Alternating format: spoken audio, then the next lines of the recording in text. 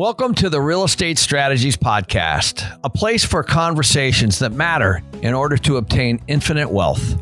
I'm your host, Ken McElroy. This show is meant to keep you updated on what is going on in real estate while getting you on track to have infinite wealth and financial freedom. This episode, as well as all the others, can be downloaded on Spotify, Apple Podcasts, and various other platforms so that you're able to listen on the go.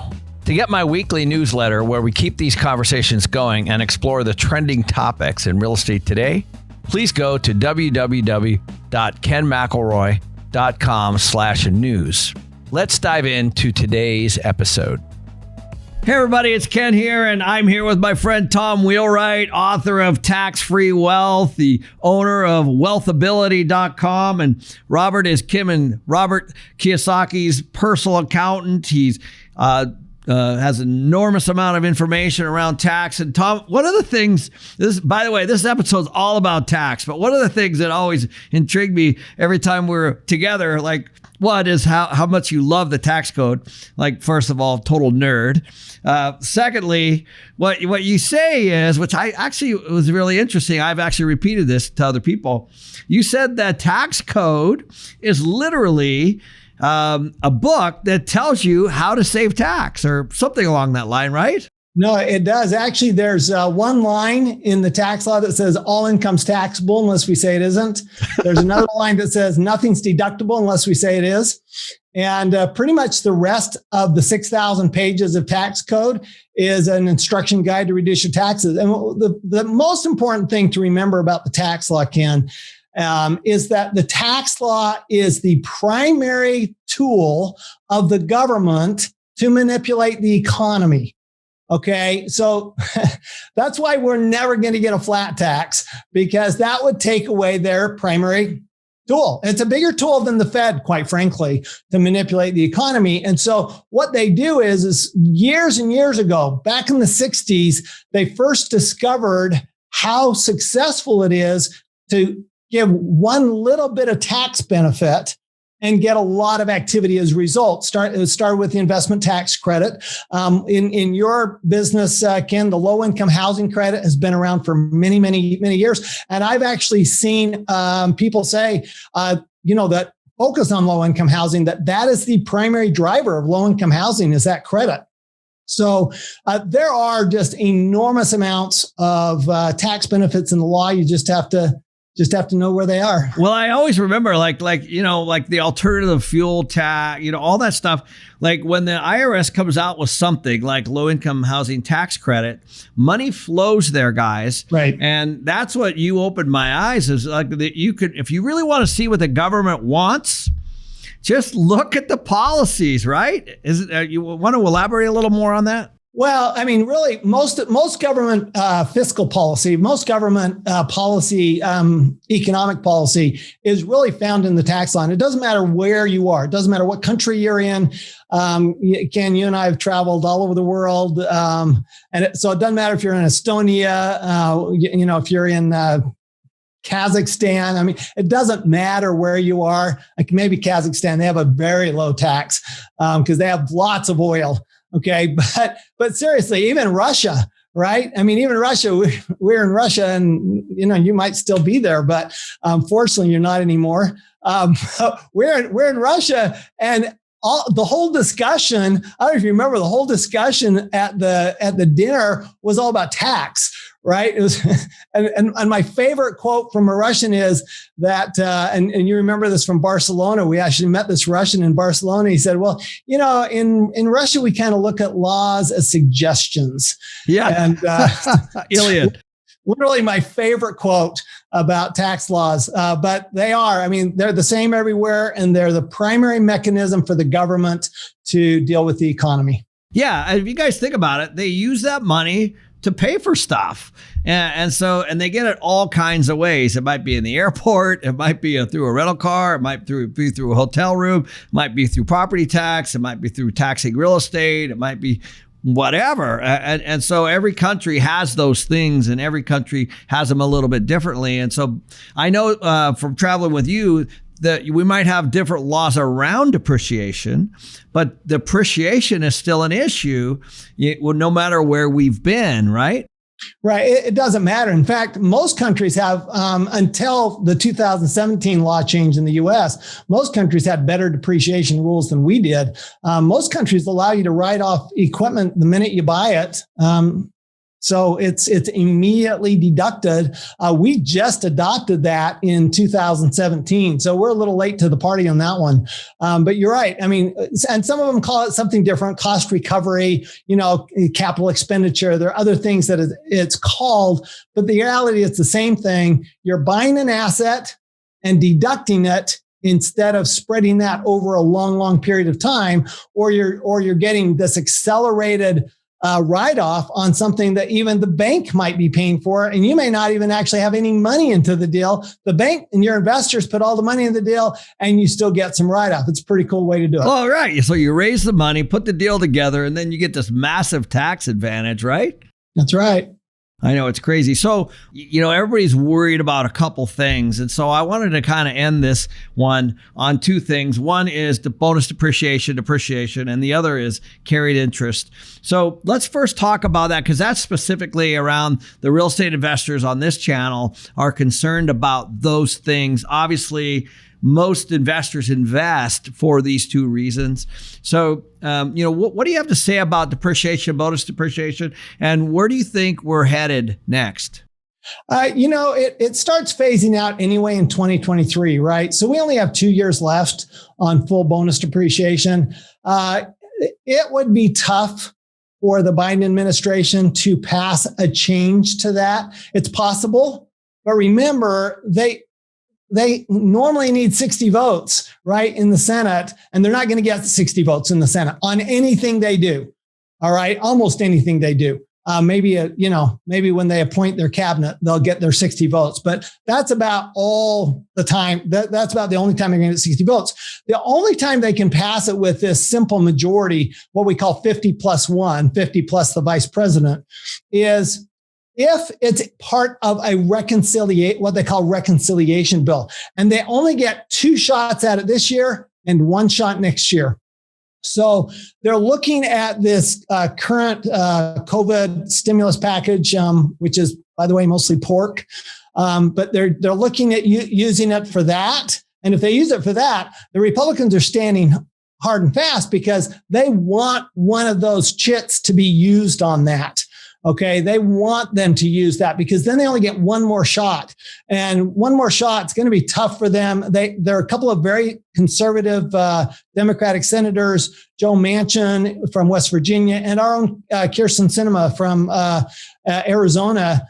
They're both very conservative fiscally, and so pretty tough for them to pass massive tax changes, and a change to bonus depreciation right now, especially. I mean. Boy,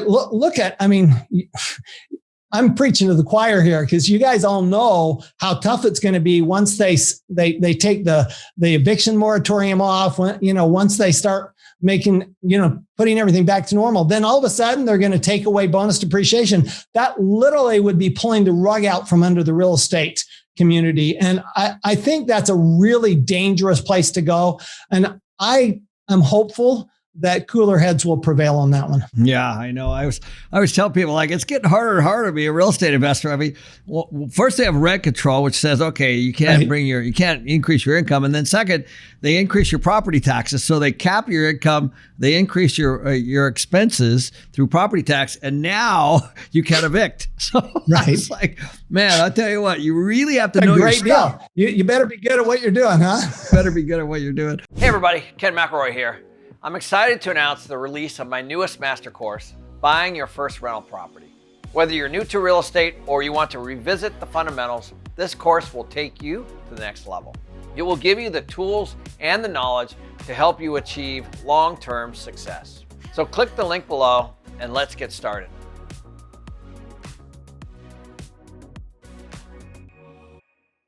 Okay, so let's talk about carried interest. So first, could you kind of explain what it is? Because guys, This is the most exciting piece. If you guys have the knowledge, the experience, and you can put a deal together, you can syndicate it, which is what a lot of people are doing right now. This has been the raise. This has been the run that everybody's had for the last 10 years. This is kind of on the chopping block. Now, I know they've talked about it before, but this is a big deal, right, Tom?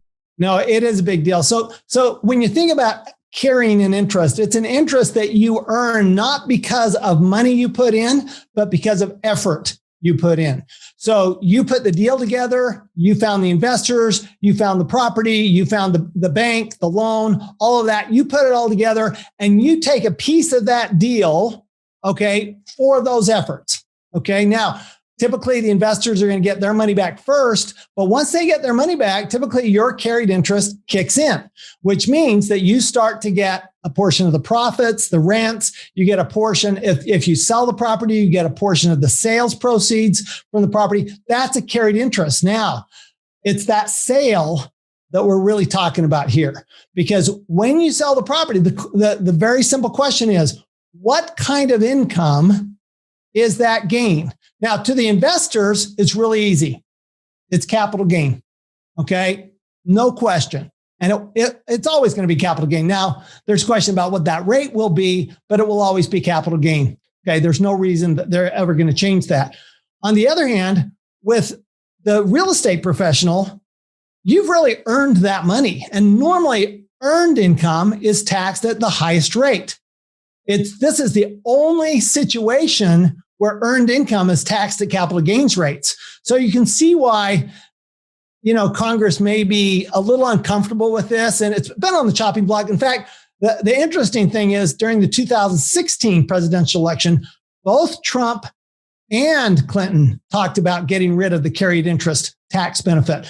What was even more interesting to me, though, and to you too, and I'm sure you were excited about this, Ken, is that when they did deal with it, they only dealt with it at the Wall Street side. They didn't deal with it on the real estate side. And by the way, Ken, that's actually not just good news now, but it's also good news for things like bonus depreciation, the step up in basis that Biden's talking about getting rid of, other things like that, because what they did was they separated out capital gain from stocks and they made it separate than capital gains from real estate and business. Okay, they made a really clear difference there. And so carried interest, even now, carried interest, if you're from Wall Street, you have to hold it for 3 years in order to get that long-term capital gain, not just 1 year and a day like you do normally for an investment. Real estate, it's still a year and a day. So then the question is, okay, when they look at carried interest again, which they absolutely will, Ken, I mean, there's no question they're going to, will they do anything in real estate? And that is the $64,000 question, right? Because we don't know. The good news is that the IRS has been very clear. I questioned when that first, the whole discussion about, well, does it apply to real estate? Doesn't it? Because in the 2017 tax law, and this is where my nerdiness shows up really, really well, Ken. In that law, they talked about it applying to real estate. And then it looked like they just made a mistake when they drafted, but then the IRS confirmed that mistake was intentional. So the IRS actually did something in our favor, probably the first time in our entire life, Ken, where we've seen the IRS take a position in favor of the real estate investor was with the carried interest rule. So, will they make it ordinary income? I don't know. Will they just, put a cap on capital gains tax rate like, Biden's talked about anything over $1 million gets taxed at ordinary income rates. Maybe that's the way they do it. I think that's the one I'd watch, though. I think that's a easier sell than getting rid of the bonus depreciation. That's a big one. Could you, before we wrap up, could you kind of walk people through the math on that? Oh, yeah, sure. Let's say they have 100,000 of carried interest income, So the difference is, okay, so real simple. If it's earned income, if it's ordinary income, okay, then you're going to pay $40,000 in tax, roughly. If it's capital gain, you're going to pay $20,000 in tax. So it's literally half of the tax that you're getting a tax benefit for. You're only paying half the tax you would pay if it was not carried interest. So it really is a big deal. The numbers get, and then when you get up to $500,000, $1 million, the numbers get really, really big. It's 100% increase in tax. It is. Yeah. And that's a big, big deal. So that's something that you guys need to watch. That's almost as much as the tax increase in Arizona this year. Yeah. Prop 208. Yeah. Woo, that was a bad one. Guys, I don't know if you realize that this stuff's popping up all over the place and it's different in every state. We just had a big one pass in Arizona and now it's being contested again. I don't know what'll happen, but the point is that as these cities, as these states start to lose people, and it's going to affect their tax base. It's going to affect, and taxes are going to go up. And so I'm telling you, you guys need to have a good tax professional. Call Tom, read his book at Tax Free Wealth. Go to wealthability.com. I'm telling you, you guys, these are big, big things, and you should not be filling out your forms on your own, trying to save a few bucks. You really need to engage somebody right now. Wouldn't you agree, Tom? Oh, there's no question. Especially if you're a real estate syndicator, you're a syndicator and you're doing your own taxes, or you're using the same tax person that you used before you became a syndicator, you are losing probably hundreds of thousands of dollars of tax benefits because it is a very complex area. Real estate tax law is a very complex area. It does require a specialty. I spend hours and hours. Ken, you asked me in a previous time about how much, how do you stay up with this? Just the CARES Act, for example, was over 1,000 pages. The budget reconciliation bill was 2 or 3 times that much. And so, making sure that your tax advisor is up to speed on everything that's going on. Especially in 2020, for 2020 and 2021, when the laws have changed so much. And by the way, before we end, Ken, would you like one nice little bonus? Yes, that'd be great. Meals, 100% deductible now. So by the way, even carry out, as long as there's a business purpose for it. So that was by the way, that was Mr. Trump's addition to that budget reconciliation bill. And he wanted to make sure that meals were 100% deductible for the next 2 years. So that's a little bonus for those of you who are wondering, well, if I go out to eat or if I get carry out and have a business meeting, do I get to deduct that meal? And the answer is, yeah, probably you do. And guys, and that was not the case very recently, right? Well, it was 50% until January. It was 50%. So beginning January, it's 100%. So right. So if you guys don't know numbers. this, you think about how much money you spend going out or carry out or business meetings. It's a lot of money. Food is one of people's biggest expenses. Just that is a big, big deal. And those are the things I'm talking about. With these laws are changing and they're changing fast. And, they change so fast that you don't really understand the ripple effect behind them. And I'm telling you guys, you really, really need to engage somebody. If you've got some holdings, you've got a business, you've got some real estate, you really, really need to engage, because I'm telling you, there's a number of things. I've seen Tom do it. I've seen Tom take people that accumulate stuff over a long period of time and completely unwind it and put it back together the way it's supposed to be. And they're like, thank you, thank you, thank you. Right? Yeah, we've done that more than a few times.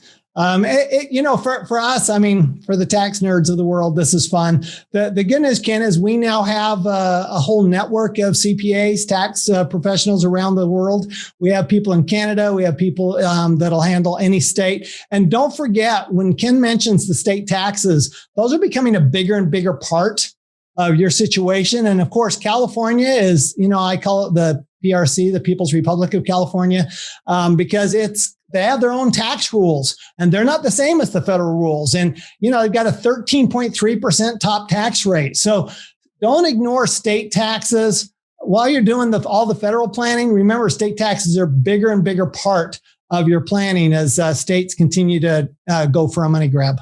Yeah. And Tommy, thank you. And with that, we got to wrap up now, but appreciate all your knowledge. If you guys, again, are interested in checking Tom's stuff out, just go take a look at Tax Free Wealth. Go buy it. Go on to wealthability.com and Tom will lead you through. He'll put you with a great tax advisor and can give you an assessment of exactly some of the things he can do. I know I've sent a lot of people there and they have saved a lot of money. So Tom, Thanks for your knowledge. Thanks for reading through those CARES Acts so I don't have to do it. I appreciate it. There you go. Anytime, Ken. Happy to help. Thanks, buddy. We'll talk to you soon.